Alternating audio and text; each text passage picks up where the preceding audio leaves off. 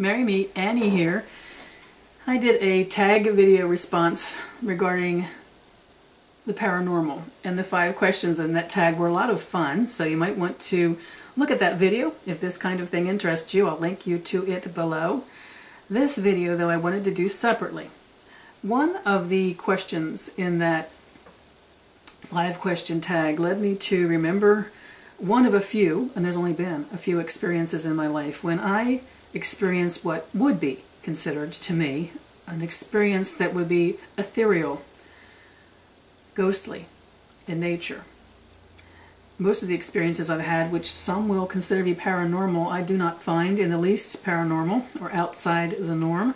They just seem to be a fascinating and wonderful aspect of time to be explored. But I do have a story I'm going to share with you. So only listen to this if you like a little bit of a ghost story. It was one of the most beautiful experiences in my life, so I'm happy to share it. I've written about it several times online, but I've never spoken of it. Just never settled down to do it. It seems like it's the right time. This is a story about Mr. K. I mentioned in the other video that I lived in a house that was built in the 1700s. It was a great house to live in. Lots of fun stuff always happened there. But it was in a particularly rough area of the town that I lived in at the time. Actually a very dangerous part of town. You know how often these big old historical houses, these leftover remnants, these kings and queens of years gone by, are often within a terrible neighborhood. This house was like that. It had a couple of instances where I had reason to be a little fearful living in that house. And for the one and only time in my life, and directly because of this experience, never again, I had a handgun. I felt really safe having it in the house because of some of the things that had happened in the neighborhood. It stayed in a drawer next to my bed. One night, in the middle of the night, I was sound asleep, and my Cairn Terrier, little Ace, was in the bed with me. And Ace got up at the middle of that night, and he ran to the bottom of my bed, and he stood there growling and shaking and staring. And I looked up, and at the bottom of the bed was what appeared to be an apparition. It was a man standing at the bottom of my bed, an older man. In fact, quite elderly man. But my perception from laying in the bed and looking up at him and the way my dog was reacting was it was threatening. And in fact, the man was not making any sense, and he was speaking, but I couldn't hear, even though he was right at the bottom of my bed. His mouth was mouthing words, and I was hearing sounds, but nothing was making any sense. I was half awake. I was absolutely terrified. And my dog is all upset, and he's all with his hairs up and, you know, ready to pounce. I'm afraid he's going to be hurt. And so I grabbed the handgun from the side of my bed, from the bed table, pointed it at the person at the bottom of the bed and said, "Leave, leave, get out of here, leave." And the person didn't leave. I never intended to shoot the person. Please don't think that my instinct is to kill somebody, but I wanted to scare that person off so bad. So I actually fired the gun, not aiming it at the person. I was nowhere near the person, and it worked. Absolutely scared the person, who ran out of my bedroom and ran out of my house. So I'm flying down the stairs to get to the front door to lock it when my landlord, who lived right across the driveway — I lived in the carriage house and he lived in the big house — came flying out because he'd heard the gunshot. And I told him what happened, and I was absolutely terrified. I was terrified actually at 2 levels. The first thing is that this had happened. There had been an intruder, and I felt like I was in danger. And the other thing, immediately, the moment I discharged that gun, I knew there would never be another gun in my hands or in my house again. That terrified me, I think, as much as anything. I stayed with my friend that night in his house, got calmed down, and then went back to my house the next day and was trying to settle in and feel at peace and safe. And anybody who's been in a situation where their house has been rifled, or there's been people in it, things have been stolen, trespassers, you know, that sense of being violated, it was really creepy to be in the house when I went back that day. I didn't have to live with that feeling for long, though. Later in the day, I opened the door to a knock, and it was my landlord. And he said, there's somebody here that wants to talk to you. And he stepped back, and there was a woman about my age, nice looking, normal looking, kind looking woman. And standing next to her was the gentleman from the night before, who was an older gentleman, I could see very clearly now in the bright light of day, looking very embarrassed. His eyes were down, he wasn't making eye contact. And she introduced herself and her father, who was the gentleman with her. And they were the Kwiatkowskis. He was Mr. Kwiatkowski. And she explained that Mr. Kwiatkowski had been having a few too many beers with his buddies in the VFW, which was backed up to my backyard. And that for a year or so that I had lived there, he had seen my dog, my little Cairn Terrier Ace, in the yard constantly, because Mr. Kwiatkowski actually lived on the same street that I lived on. Seems that he and his deceased wife had had a Cairn Terrier, and he always wanted to come and see the dog. But he didn't have the courage. He was very shy. Well, that night, with a few belts of fake courage, as he had his beers with his buddies, he got in his head he was going to come over and see the dog. Mr. Kwiatkowski was so upset at what he'd done. He had a memory of what he'd done. He certainly remembered the gunshot. He told me later that he was like 80 years old at the time, and he didn't believe you could get instantly sober, except he did that night when he realized I was shooting at him. Here's the thing.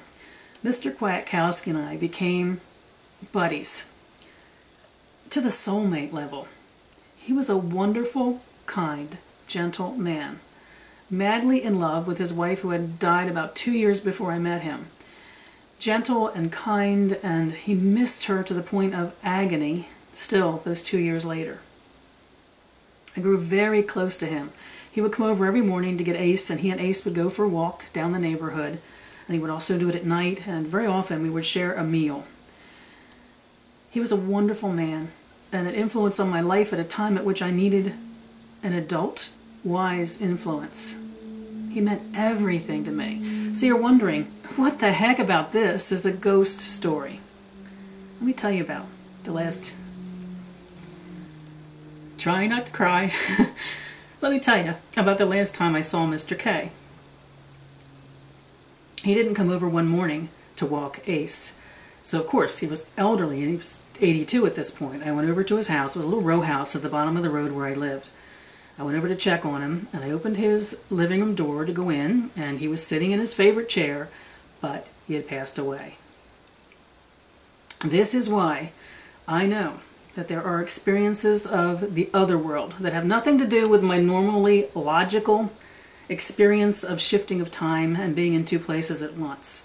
This is how I know that while the experiences of this nature have been limited in my life, that those who have passed on, who are not part of any world any longer, are very real and present and can travel between all of the worlds. Mr. K was there peacefully in his chair, but like I said, he had passed away. And as I went in, I knew as soon as I saw him, but as I went in to make sure, took his pulse, and started to go to call 911. It's in the days before cell phones. I went to his phone. When I looked up, though, with the phone in my hand, I hadn't dialed it yet, there was a lady standing behind him. And I knew immediately from the pictures I had always seen, because he was so proud to show her off, it was Mrs. Kwiatkowski. It was Mrs. K. I made eye contact with her. She wasn't physically present in the sense of, like, it looked like looking at any person in this world. She was there very ethereally. In other words, I could see through her, to put it in a simple way to describe it. And she was, as she appeared in one of the pictures he had from when they were in their middle years. So it wasn't even as she would have looked when she passed away. She was probably, I don't know, 50 or so. And she looked at me, and I'll never forget this. She looked right in my eyes, and she said, "Thank you for taking such good care of my Francis." And she had her hand on his shoulder. And then she just faded away. None of my oh-so-logical explanations of the paranormal, the outside of the norm experiences I have had in life that felt like time overlapping and me traveling in time or someone else traveling in time can explain that. She was very real and present in a ghostly sense of her spirit being there. They had never lived in that house when they were in their middle 50s. They'd only moved there a few years before she died. She had no connection to that house. Her connection was to her beloved Francis. One of maybe the most beautiful experiences of my life. And while I am not someone who has had many of those kinds of experiences, truly the ones that feel paranormal to me, outside the explainable, the fact that I even had one or two of them in my life means to me that there is so much that whether we are experiencing it ourselves, there's so much out there that cannot be explained away. I'm very grateful for that experience on so many levels, getting to know Mr. K, and then that beautiful, beautiful expression of her love and devotion when she came back. Now, it didn't feel like she was coming back to get him. He was gone. There was no sense of him left in his body. I really believe she came back intentionally to do exactly what she did, to thank me for taking care of her, Francis. I don't know if you'd call this ghostly. I don't know if I even like that word ghost. It seems almost disrespectful to Mrs. K. But I learned a lot from that experience. I learned to suspend my skepticism when others talk about experiences they've had that I go, yeah, sure. I don't have any of that anymore. I keep an open mind when somebody explains something that they have been experiencing. I do think a great number of the experiences people share with me do fall in the category of nothing so unusual about it. The only thing it illustrates is the fact we don't understand the power of time, that we choose to see it as linear. But in cases like this, I found it mind-opening and wonderful and beautiful and mysterious. And it really changed me deeply at the spiritual level.